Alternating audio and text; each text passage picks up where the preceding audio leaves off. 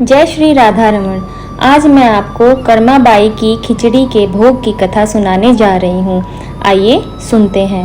भगवान श्री कृष्ण की परम उपासक कर्माबाई जी जगन्नाथपुरी में रहती थी और भगवान को बचपन से ही पुत्र रूप में भजती थी। ठाकुर जी के बाल रूप से वह रोज ऐसे बातें करती थी जैसे ठाकुर जी उन्हीं के पुत्र हों और उनके ही घर में वास करते हों। एक दिन कर्माबाई की इच्छा हुई कि ठाकुर जी को फल मेवे की जगह अपने हाथ से कुछ बनाकर खिलाया जाए। उन्होंने जगन्नाथ प्रभु को अपनी ये इच्छा बता दी। भगवान तो भक्तों के हमेशा ही अधीन रहते हैं। प्रभु जी बोले, माँ जो भी बनाया हो वही खिला दो, बहुत तेज भूख लगी है। कर्माबाई ने खिचड़ी बनाई थी, ठाकुर जी को खिचड़ी खाने को दे दी। प्रभु भी बड़े चाव से खिचड़ी खाने लगे और कर्माबाई ये सोचकर भगवान को पंखा झलने लगी कि कहीं गरम खिचड़ी से मेरे ठाकुर जी का मुंह ना जल जाए।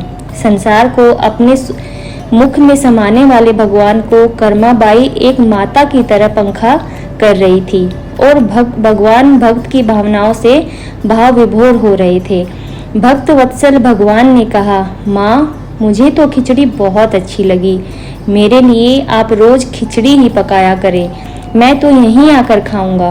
अब तो कर्माबाई जी रोज सुबह उठती और सबसे पहले खिचड़ी बनाती, बाकी सब कुछ बाद में करती। भगवान भी सुबह सवेरे दौड़े आते ही कहते, माँ जल्दी से मेरी प्रिय खिचड़ी लाओ। प्रतिदिन का यही कर्म बन गया। भगवान सुबह सुबह आते, भोग लगाते और फिर चले जाते। एक बार एक महात्मा कर्माबाई के पास आए। महात्मा ने उन्हें सुबह सुबह खिचड़ी बनाते देखा तो नाराज होकर कहा, माता जी आप ये क्या कर रही हो? सबसे पहले नहा धोकर पूजा पाठ करनी चाहिए, लेकिन आपको तो पेट की चिंता सताने लगती है। कर्माबाई बोली, क्या करूं महाराज जी, संसार जिस भगवान की पूजा अर्चना कर रहा होता है वही सुबह सुबह भूखे आ जाते हैं, उनके लिए तो सब छोड़ छाड़ के मैं खिचड़ी बनाती हूँ। महात्मा जी ने सोचा कि शायद कर्माबाई की बुद्धि खराब हो गई है। यह तो ऐसे बोल रही है जैसे भगवान इसकी बनाई खिचड़ी के ही भूखे बैठे हों। महात्मा कर्माबाई को समझाने लगे, माता जी तुम भगवान को अशुद्ध कर रही हो। सुबह स्नान के बाद पहले रसोई की सफाई करो, फिर भगवान के लिए भोग बनाओ। अगले दिन कर्माबाई ने ऐसा ही किया। जैसे ही सुबह हुई भगवान आए और बोले, माँ मैं आ गया हूँ, खिचड़ी लाओ। कर्माबाई ने कहा, प्रभु अभी मैं स्नान कर रही हूँ, थोड़ा रुको। थोड़ी देर बाद भगवान ने फिर आवाज लगाई, जल्दी करो माँ, मेरे मंदिर के पट खुल जाएंगे, मुझे जाना है। वह फिर बोली, अभी मैं रसोई की सफाई कर रही हूँ भगवान सोचने लगे कि आज माँ को क्या हो गया है, ऐसा तो पहले कभी नहीं हुआ। फिर जब कर्माबाई ने खिचड़ी परोसी तो भगवान ने झटपट करके जल्दी जल्दी खिचड़ी खाई, परंतु आज खिचड़ी में भी रोज वाले भाव का स्वाद भगवान को नहीं लगा। फिर जल्दी जल्दी में भगवान बिना पानी पिए ही मंदिर में भागे।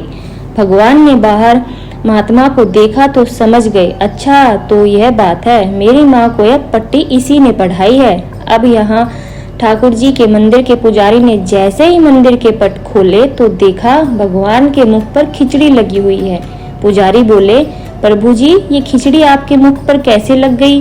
भगवान ने कहा, पुजारी जी मैं तो रोज मेरी कर्माबाई के घर खिचड़ी खाकर आता हूँ। आप माँ कर्माबाई जी के घर जाओ और जो महात्मा उनके यहाँ ठहरे हुए हैं उनको समझाओ, उसने मेरी माँ को गलत पट्टी पढ़ा दी है। पुजारी ने महात्मा जी से जाकर सारी बात कही कि भगवान भाव के भूखे हैं। यह सुनकर महात्मा जी घबरा गए और तुरंत कर्माबाई के पास जाकर कहा, माता जी माफ कर दीजिए, ये नियम धर्म तो हम संतों के लिए हैं, आप तो जैसे पहले खिचड़ी बनाती हो थी वैसे ही बनाइए, आपके भाव से ही ठाकुर जी खिचड़ी खाते रहेंगे। फिर एक दिन आया जब कर्माबाई के प्राण छूट गए, वह इस दुनिया से चली गई।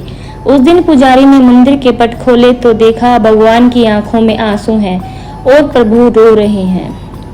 पुजारी ने रोने का कारण पूछा तो भगवान बोले, पुजारी जी आज मेरी माँ कर्माबाई इस लोक को छोड़कर मेरे निज लोक को विदा हो गई हैं, अब मुझे कौन खिचड़ी बनाकर खिलाएगा? पुजारी जी ने कहा, प्रभु जी आपको माँ की कमी महसूस नहीं होने देंगे, आज के बाद आपको सबसे पहले खिचड़ी का भोग ही लगेगा। इस तरह आज भी जगन्नाथ भगवान को खिचड़ी का भोग लगाया जाता है।